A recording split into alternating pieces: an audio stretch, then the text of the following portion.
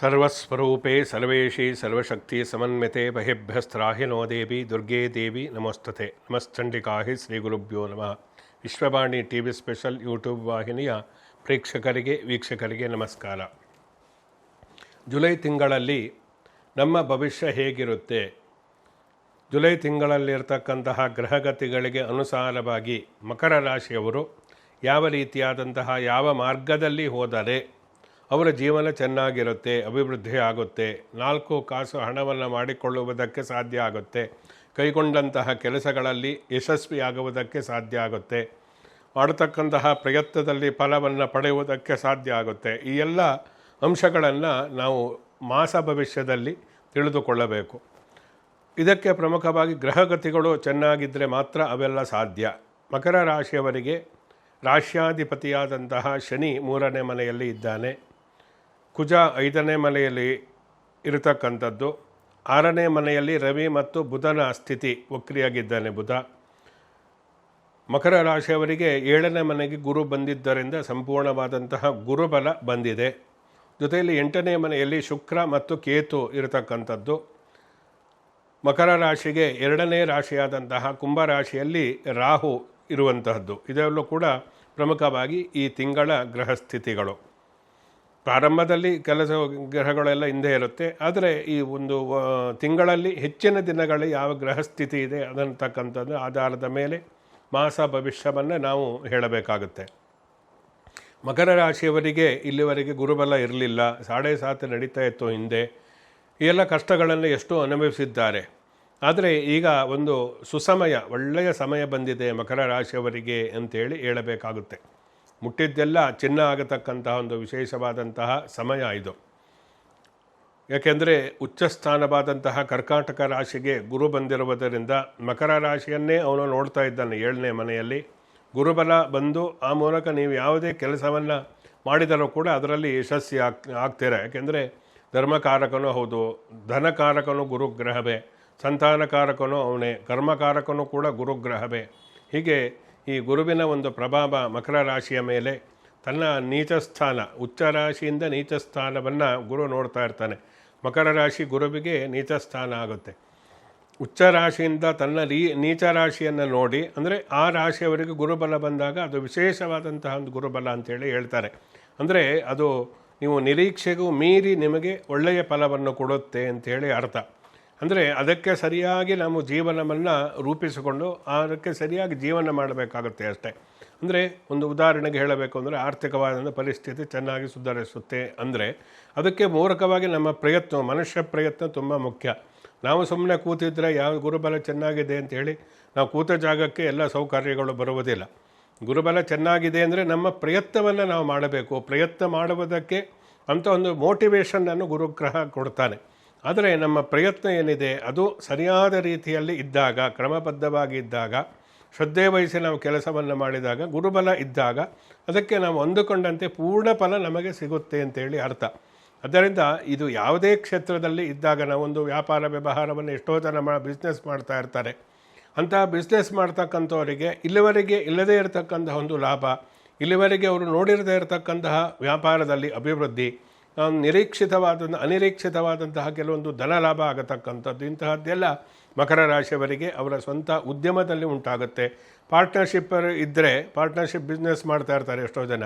ಹಣಕಾಸಿನ ಅಡೆತಡೆಗಳಿದ್ದರೂ ಯಾರ ಹೊಸ ಹೂಡಿಕೆದಾರರು ಬಂದು ಆ ಮೂಲಕ ನಿಮ್ಮ ವ್ಯಾಪಾರ ಅಭಿವೃದ್ಧಿ ಆಗತಕ್ಕಂಥದ್ದು ಇವೆಲ್ಲ ಪ್ರಮುಖವಾಗಿ ಈ ಮಕರ ರಾಶಿಯವರಿಗೆ ಈ ತಿಂಗಳಲ್ಲಿ ಅನುಭವಕ್ಕೆ ಬರುತ್ತೆ.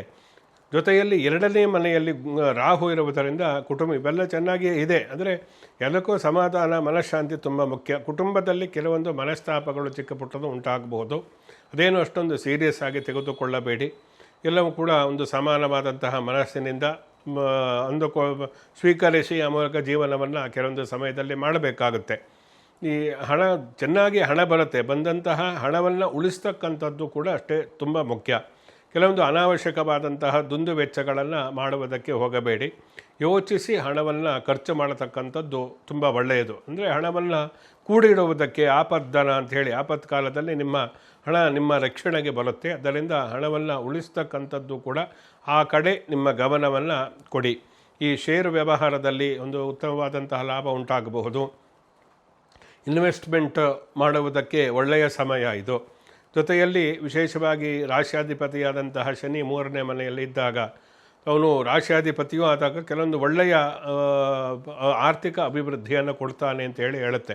ಆದ್ದರಿಂದ ಎಲ್ಲ ಅಂಶಗಳು ಪೂರಕವಾಗಿ ಇರುವುದರಿಂದ ಹೊಸದಾಗಿ ವ್ಯಾಪಾರ, ಉದ್ದಿಮೆ ಇವುಗಳನ್ನು ಸ್ಥಾಪನೆ ಮಾಡುವುದಕ್ಕೆ, ಅದರ ಬಗ್ಗೆ ಒಂದು ವಿಶೇಷವಾದಂತಹ ಒಂದು ಅಭಿವೃದ್ಧಿ ಪಡಿಸುವುದಕ್ಕೆ ಉತ್ತಮವಾದಂತಹ ಮಾಸ ಅದು ಜುಲೈ ತಿಂಗಳು ಅಂತೇಳಿ ಹೇಳ್ಬೋದು.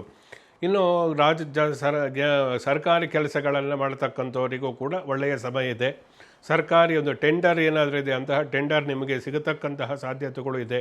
ರಿಯಲ್ ಎಸ್ಟೇಟ್ ಉದ್ಯಮವನ್ನು ಮಾಡತಕ್ಕಂಥವರಿಗೆ ಒಂದು ಒಳ್ಳೆಯ ಸಮಯ. ನಿಮ್ಮ ನಿರೀಕ್ಷೆಗೂ ಮೀರಿ ವ್ಯಾಪಾರ ವ್ಯವಹಾರ, ಈ ಭೂ ವ್ಯವಹಾರದಲ್ಲಿ ನೀವು ಅಭಿವೃದ್ಧಿಯನ್ನು ಇನ್ನೂ ಅಂದುಕೊಂಡೇ ಇರೋದಿಲ್ಲ ಹೀಗೆಲ್ಲ ಆಗುತ್ತೆ ಅಂತ. ಹೇಗೆ ಕೆಟ್ಟದು ನಾವು ಅಂದುಕೊಳ್ಳದೆ ಅನಿರೀಕ್ಷಿತವಾಗಿ ಆಗುತ್ತೋ, ಅದೇ ರೀತಿ ಒಳ್ಳೆಯದು ಕೂಡ ಜೀವನದಲ್ಲಿ ಅನಿರೀಕ್ಷಿತವಾಗಿ ಆಗಿಯೇ ಆಗುತ್ತೆ. ಇದಕ್ಕೆ ಅದೃಷ್ಟ ಅಂಥೇಳಿ ನಾವು ಹೇಳ್ತಕ್ಕಂಥದ್ದು. ಆ ರೀತಿಯಾದಂತಹ ಕೆಲವೊಂದು ಅನುಭವಗಳು ಕೂಡ ನಿಮಗೆ ಈ ತಿಂಗಳಲ್ಲಿ ಜೀವನದಲ್ಲಿ ಅನುಭವಕ್ಕೆ ಬರುತ್ತೆ. ಪ್ರಮುಖವಾಗಿ ವಿವಾಹದ ಒಂದು ವಿಷಯ ಅಂತ ತೆಗೆದುಕೊಂಡಾಗ ಎಷ್ಟೋ ಕುಟುಂಬಗಳಲ್ಲಿ ಸಮಸ್ಯೆ ಇದೆ.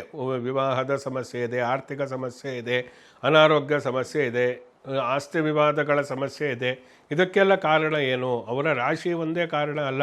ಒಂದು ಮನೆಯ ಮೇಲೆ ಒಬ್ಬೊಬ್ಬರು ಒಂದೊಂದು ರಾಶಿ ಇರುತ್ತೆ. ಮೂಲ ಜಾತಕವನ್ನು ನಾವು ಪರಿಶೀಲನೆ ಮಾಡಬೇಕು. ಮೂಲ ಜಾತಕದಲ್ಲಿ ಏನಾದರೂ ದೋಷಗಳಿದ್ದರೆ, ಮೂಲ ಜಾತಕದಲ್ಲಿ ಮಾರಕವಾದಂತಹ ದಶಾಭುಕ್ತಿಗಳೆಲ್ಲ ನಡೀತಾ ಇದ್ದರೆ, ನೀವು ಏನೇ ಮಾಡಿದರೂ ಜಾತಕ ಗುರುಬಲ ಬರಲಿ ಅಥವಾ ಬರದೇ ಇದ್ರೂ ಕೂಡ ಏನೂ ಅಭಿವೃದ್ಧಿ ಆಗೋದಿಲ್ಲ. ಗುರುಬಲ ಬಂದಿದೆ ಅಂತ ಹೇಳ್ತೀರಾ, ಆದರೆ ಏನು ನಮ್ಮ ಜೀವನದಲ್ಲಿ ಅಭಿವೃದ್ಧಿ ಆಗ್ತಾ ಇಲ್ಲ ಅಂತ ಎಷ್ಟೋ ಜನಕ್ಕೆಲ್ಲ ಅಂತಹ ಸಂಶಯಗಳು ಇರುತ್ತೆ. ಯಾಕೆ ಅಂದರೆ ಕೇವಲ ಗುರುಬಲ ಬಂದ ತಕ್ಷಣ ಎಲ್ಲ ಜೀವನದಲ್ಲಿ ಒಳ್ಳೆಯದಾಗುತ್ತೆ ಅಂತೇಳಿ ಅರ್ಥ ಅಲ್ಲ. ಮಕರ ರಾಶಿ ಗುರುಬಲ ಚೆನ್ನಾಗಿ ಬಂದಿದೆ, ಆದರೆ ಮೂಲ ಜಾತಕದಲ್ಲಿ ಏನಾದರೂ ದೋಷಗಳಿದ್ದರೆ, ಪ್ರಬಲವಾದಂತಹ ದೋಷಗಳಿದ್ದರೆ, ನೀವು ಎಷ್ಟು ಗುರುಬಲ ಇದ್ದರೂ ಕೂಡ ಏನೂ ಪ್ರಯೋಜನ ಆಗುವುದಿಲ್ಲ. ಅದಕ್ಕೋಸ್ಕರ ನಾವು ಮಾಸ ಭವಿಷ್ಯವನ್ನು ಹೇಳ್ತಕ್ಕಂಥದ್ದು. ಮೂಲ ಜಾತಕವನ್ನು ಗಮನಿಸಿಕೊಳ್ಳಿ. ಇಲ್ಲೂ ಕೂಡ ಒಳ್ಳೆಯ ಸಮಯ ಇದೆ. ಅದನ್ನು ಈ ಒಳ್ಳೆಯ ಸಮಯದಲ್ಲಿ ಸರಿಯಾಗಿ ಪ್ಲಾನ್ ಮಾಡಿದರೆ ಜೀವನದಲ್ಲಿ ಅಭಿವೃದ್ಧಿಯಾಗುತ್ತೆ. ಇದೊಂದು ಗೋಲ್ಡನ್ ಟೈಮ್ ಅಂತ ಹೇಳ್ತಾರಲ್ಲ, ಅಂತಹದ್ದು ಒಂದು ವಿಶೇಷವಾಗಿ ಅಂದರೆ ಅಮೃತಗಳಿಗೆ, ವಿಷಯಗಳಿಗೆ ಹೇಗಿರುತ್ತೋ ಅಮೃತಗಳಿಗೂ ಹಾಗೇ ಇರುತ್ತೆ.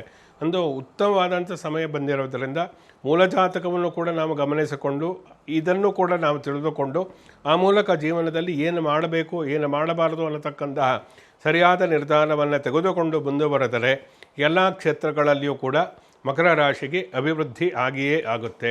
ಅದರಿಂದ ಇದನ್ನು ಪ್ರಮುಖವಾಗಿ ಗಮನಿಸಿಕೊಳ್ಳಬೇಕಾಗತ್ತೆ. ವಿವಾಹದ ಕೆಲವೊಂದು ಪ್ರಯತ್ನಗಳು, ಗುರು ಚೆನ್ನಾಗಿ ಇರುವುದರಿಂದ ಎಷ್ಟೋ ವರ್ಷಗಳಿಂದ ಮದುವೆ ಆಗದೇ ಇರತಕ್ಕಂಥವರಿಗೆ ಮದುವೆ ಆಗುತ್ತೆ. ಮದುವೆಯ ಪ್ರಯತ್ನ ಅನ್ನತಕ್ಕಂಥದ್ದು ಫಲವನ್ನು ಕೊಡುತ್ತೆ. ಅವಿವಾಹಿತರು ಯಾರೇ ಇದ್ದರೆ ಎಷ್ಟೇ ವರ್ಷ ಆಗಿರಲಿ, ನೀವು ಸ್ವಲ್ಪ ಸರಿಯಾದ ಮೂಲ ಜಾತಕದಲ್ಲಿ ದೋಷ ಪರಿಹಾರ ಮಾಡಿಕೊಳ್ಳಿ. ಈ ತಿಂಗಳಲ್ಲಿ ಅಂದರೆ ಈ ವರ್ಷದಲ್ಲಿಯೇ ನಿಮಗೆ ಮದುವೆ ಆಗತಕ್ಕಂತಹ ಲಕ್ಷಣಗಳು ಇರುತ್ತೆ. ಇದು ಗುರುಬಲ ಇದ್ದರೂ ಮೂಲ ದೋಷ ಇದ್ದರೆ ಏನು ಮಾಡುವುದಕ್ಕೆ ಆಗೋದಿಲ್ಲ. ಅದರಿಂದ ಅದು ಪರಿಹಾರ ಮಾಡಿಕೊಳ್ಳತಕ್ಕಂಥ ತುಂಬ ಮುಖ್ಯ. ದಾಂಪತ್ಯ ಜೀವನದಲ್ಲಿ ಸುಖವನ್ನು ಕಾಣಲಿದ್ದೀರಾ. ವಿಚ್ಛೇದನದ ಏನಾದರೂ ಅಂತಹ ಕೇಸ್ ನಡೀತಾ ಇದ್ದರೆ ಅದೆಲ್ಲ ಇತ್ಯರ್ಥ ಆಗಿ ಮುಂದಿನ ಒಂದು ಭವಿಷ್ಯಕ್ಕೆ ಉತ್ತಮವಾದಂತಹ ಒಂದು ಬುನಾದಿ ಅನ್ನತಕ್ಕಂಥದ್ದು ಈ ತಿಂಗಳಲ್ಲಿ ಮಕರ ರಾಶಿಯವರಿಗೆ ಸಿಗುತ್ತೆ.